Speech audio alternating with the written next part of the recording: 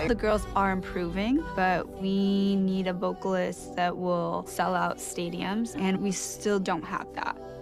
I'm just so grateful to be part of the Dream Academy.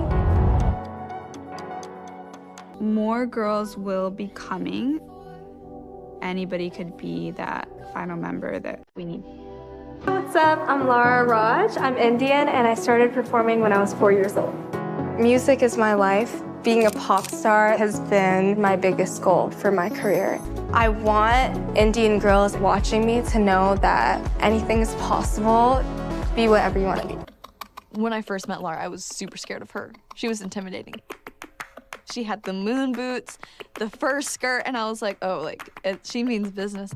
Being in the studio is where I feel most myself, and I can just be unapologetically me. Lara has a confidence about her that could be really off-putting, but it wasn't for us. It was needed. I'm a first-generation Indian American. Growing up, I was very, very immersed in my Indian culture. I remember the first time I ever heard Lara sing.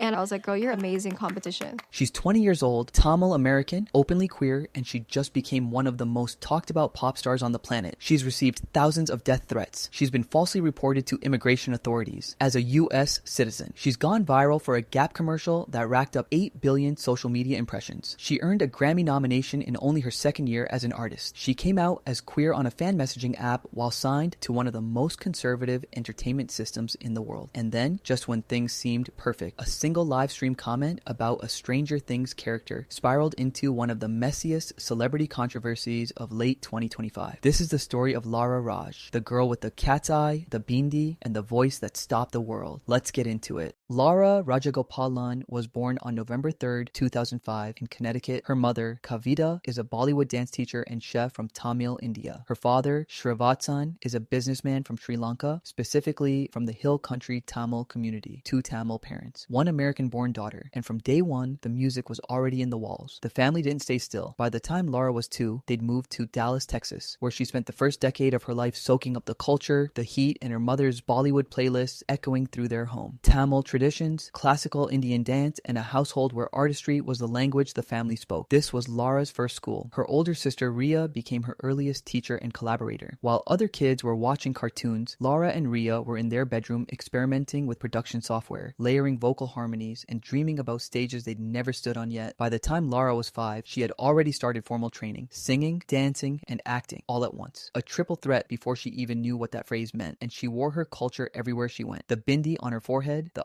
necklace, the bangles, not as costume, as identity. Even as a child, Lara seemed to understand something that a lot of adults never figure out. Your roots aren't something you leave behind. They're something you carry forward. By the time Lara was in middle school, the family had made the decision that would change everything. They moved to New York City. Lara enrolled at the Professional Performing Arts School, one of the most rigorous performing arts middle schools in the country. Then she went on to LaGuardia High School, the school that produced Jennifer Aniston, Nicki Minaj, and Al Pacino. Not a bad crowd to be associated with. But before any of that, back in her Dallas bedroom, Lara and Ria were posting covers online. Destiny's Child's Emotion, Rihanna's Love on the Brain. Nothing fancy, just two sisters with a microphone and an internet connection. But something about Lara's voice was different. Something caught people's attention, and apparently it caught the right people's attention. In 2018, Lara was only 12 years old. She was featured in a campaign video for Michelle Obama's Global Girls Alliance, an initiative through the Obama Foundation. 12 years old. She also appeared in commercials for Macy's, the American Heart Association's Go Red for Women campaign,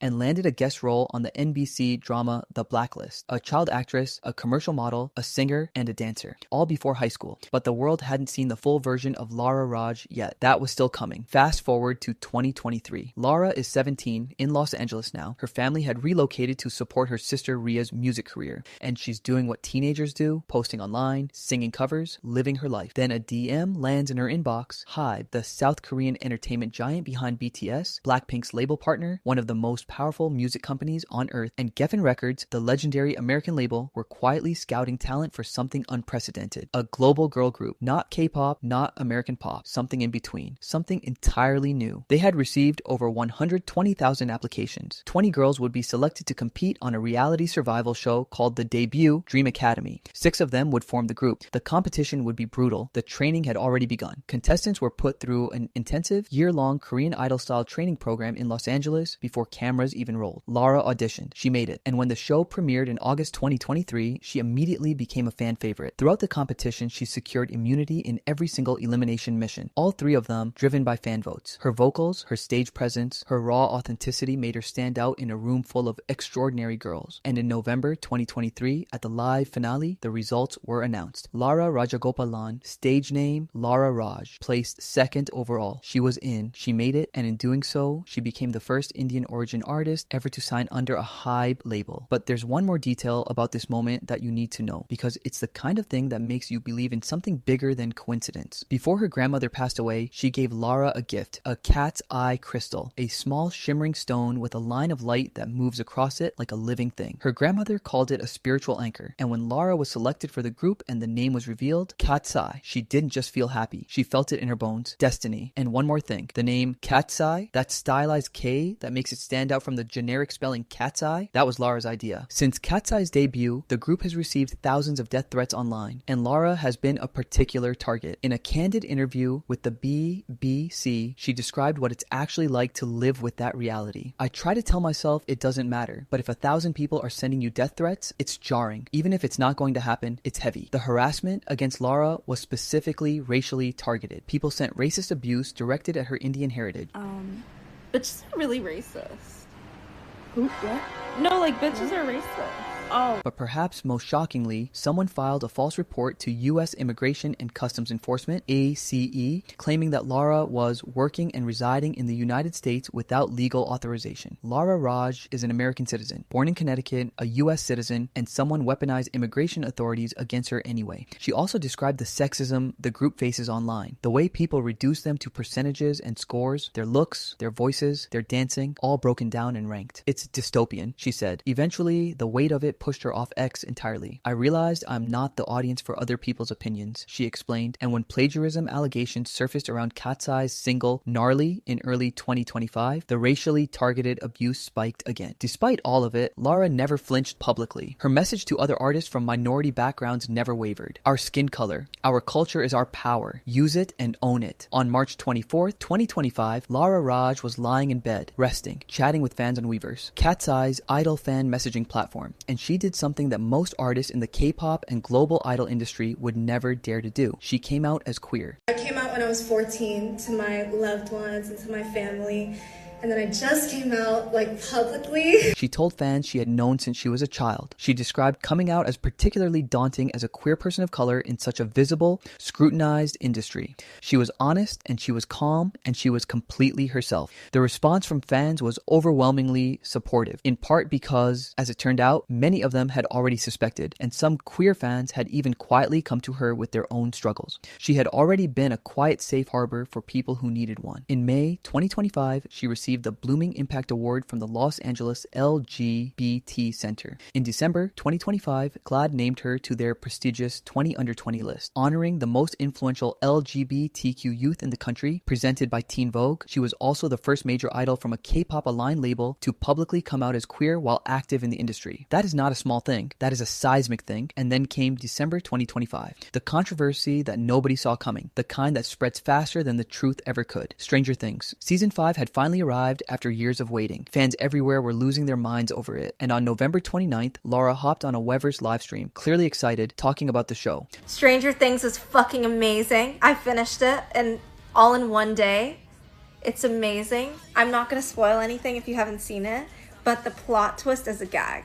She landed on a particular scene, looked at the screen, and said of Noah Schnapp's character Will Byers, Will looks so hot in that last scene. I'm like, period, you're giving. That was it. That was the comment. Here's the context you need. Noah Schnapp, the actor who plays Will, had become a deeply controversial figure back in 2023 in the immediate aftermath of the October 7th Hamas attacks on Israel. He was filmed laughing with friends while holding stickers reading Zionism is sexy and Hamas is ISIS. The backlash was enormous. Calls to boycott Stranger Things trended globally. Fan accounts disappeared overnight. Schnapp posted a response saying his views had been misconstrued, but for many people, the damage was done. Lara, known for following Palestinian accounts on Instagram, known as a queer woman of color, known as an advocate, was now associated with praising this actor. The clip of her comment spread rapidly. Within hours, one post about it had amassed 17 million views. The takes were furious. Chronically online, queer, woman of color, follows a Palestine account on Instagram, but is here thirsting over someone who thinks killing Palestinians is sexy. I'm genuinely starting to like this group less and less. Lara returned to the internet quickly. Her clarification was short and direct. Oh, hell nah, guys. I'm just a fan of the show. I was not aware about any of the actors' backgrounds or stances. I was not sharing support for anything but the show. Do not get it twisted. Thank you. But the internet, as it so often does, was not satisfied. Some accepted the explanation immediately, pointing out that she'd praised a character, not an actor, and that being unaware of every celebrity's political stances is not a crime. Others, particularly those who felt Lara was, in their words, chronically online, found the claim of ignorance hard to believe. One critic wrote, chronically online enough to see the backlash, but not enough to know he's a freak. The situation reflected a broader, genuinely complex tension that public figures, especially young, politically coded ones, face in the social media age. Every casual comment is a potential statement. Every fangirl moment is a potential political act. Lara had not endorsed Zionism. She had not praised Noah Schnapp's politics. She had called a fictional character hot on a live stream. But the line between character and actor, between fan moment and political alignment, had collapsed in the court of online opinion. She clarified. She moved on. The discourse eventually moved on too, but the moment revealed something uncomfortable about the standards we hold certain public figures to, particularly young women of color who have become symbols of progressive values. When you stand for something, every stumble is treated as betrayal. Here's what's remarkable about Lara Raj. She has navigated all of this. The racism, the death threats, the immigration report, the controversies, the scrutiny at 20 years old. While releasing music, touring, filming campaigns, growing a global fan base, and representing an entire community that has almost never seen itself on the stage. She is the first Indian origin artist signed to a Hybe label. She named the group. She came out in one of the most image-controlled industries in the world. She stood on a Gap billboard in a bindi and told brown girls everywhere that they belonged there too. Her grandmother gave her a cat's eye crystal before she died, and then the group was named Katseye. The stone her grandmother gave her to anchor her spirit became the name the world would know her by. The cat's eye gemstone works like this. Light hits it from one angle and you see one thing. Move the light, shift your perspective, and the stone transforms. It never stops shifting. It never stops finding new ways to be brilliant. That's Lara Raj, the Tamil girl from Connecticut, the sister from the bedroom studio, the survivor of the Dream Academy, the first, the queer icon, the target, the artist. She's 20, she's just getting started, and the cat's eye is still catching light.